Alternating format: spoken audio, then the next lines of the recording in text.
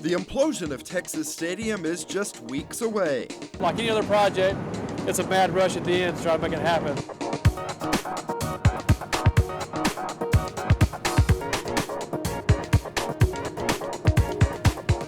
With so much interest in the former home of the Dallas Cowboys, we took your questions to the experts. Hi, my name is Jim Rawson with A&R Demolition, General Manager.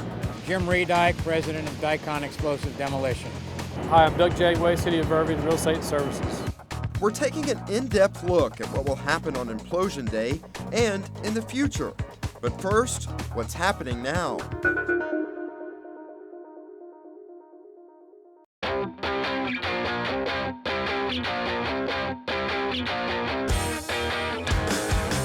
What's happened now is that they have penetrated the side of the stadium before they can bring their trucks in from the side of the stadium as opposed to bringing them through the tunnel down below. We're the general contractor on the project is actually backfilling soil from other sites working around the city of Irving in order to achieve our optimal level for implosion, which is actually at grade 0.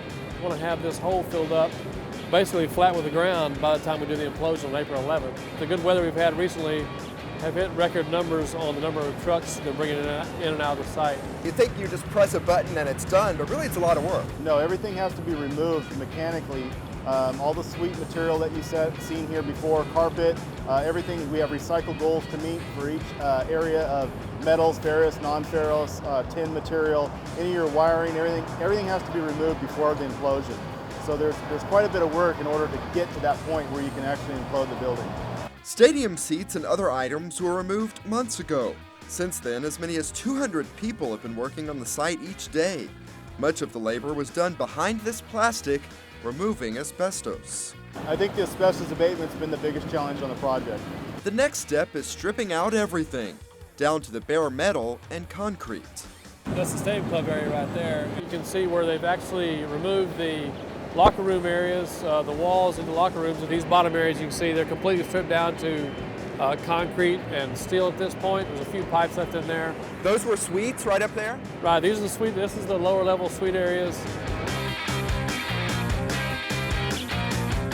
Tell me what you're doing to these columns to get these ready. Well, you notice that there's holes placed in the column, and in that hole we'll exert an explosive. In early April, Dicon Explosive Demolition will start testing explosives.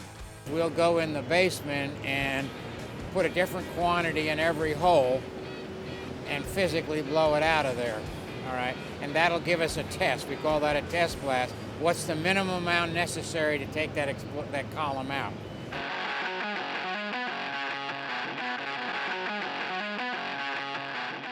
We're anxious for the April 11th to be here, I can tell you that. What's going to happen is a sequence of delayed implosions from dynamite loaded in each column that's going to go in kind of a clock sequence, and then the outer buttresses are going to fall in a sequence also and lay down. It's kind of like slicing bread. So it'll roll it in, and there'll be a half-second interval all the way around in both directions. Once someone presses the button, how long does this whole process take? There's 55, 54 half-second delays. So not quite a minute, but it's a long time for all of that reaction to take place. When you push the button, the first thing you're going to hear is the primer cord going off. Boom, boom, boom, every half second. You mentioned the boom, boom, boom. How loud is it? It's not sonic boom kind of a thing. It's just a fairly sharp crack. Dicon Explosive Demolition took down this Coliseum in Charlotte, North Carolina, but the company president knows Texas Stadium presents a new challenge. This is a very complex structure because of those big abutments and those big wings and all of that stuff. Then there are the elevators, added after the stadium was constructed. We may have one standing, but it really doesn't. It's not going to hurt anything, and life can go on. Everything will come down one way or another. But you're up to the challenge, I'm sure. Well, that's what I thrive on. It's the challenge and the planning and the figuring. And I've got almost 40 years of experience doing this. So while everyone is unique and different, you're applying the basic principles. And as long as gravity is still working, we're in pretty good shape. do people need to know if they're coming that day? Well, we will have a public viewing area. It'll be located on the old red parking lot of the Texas Stadium. This red parking lot can hold about 5,000 cars. The city of Irving will charge for parking, but those proceeds will be donated to charity. But if you want a prime viewing spot like one of these up here, better think ahead because crowds are expected to start gathering very early. We will open that parking lot up several hours prior to the event itself to make sure everybody gets a chance to get in and wants to get in before we actually close the highways down prior to the implosion. What about the debris cloud? I think people who are watching will want to know about what's going to be in the air that morning once the stadium comes down. I'm sure there'll be a lot of dust, correct? Well, there'll be dust as a result of breaking up of all this concrete. Now, the quantity, I don't know that anybody could know and measure, but it's going to be a function of wind direction.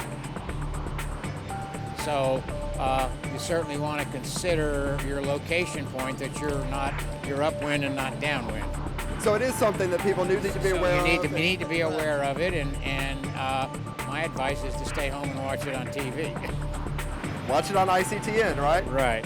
Talk about what's going to happen after the implosion. It'll be a big pile of rubble with the white roof on top of it. That roof will sit down by itself, I said like a turtle shell. And then what we'll do after that, we'll actually pull and process the roof down as well as the crown suites, and then we'll process the concrete, which will be crushed right behind us to recycle, used in public streets and everything else in the city of Irving.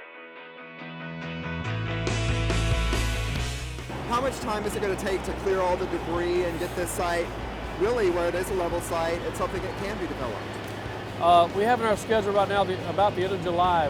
We should have the concrete and steel processed, and they will be doing their final grade work on the site by the end of July. In the years ahead, the city would like to see a mix of residential and retail opportunities on this prime property that will be adjacent to rebuilt roadways and mass transit. We get several calls a week. Big developments want to come in here. Artists have come up with some ideas, but it will be up to developers what is ultimately built here. The city of Irving is encouraged by the inquiries. Even given the down market right now, this is getting a lot of interest on the development side. And optimistic about what's ahead. For the city of Irving, what we're looking forward is what's the next chapter. Everyone will be watching as that next chapter begins on April 11th.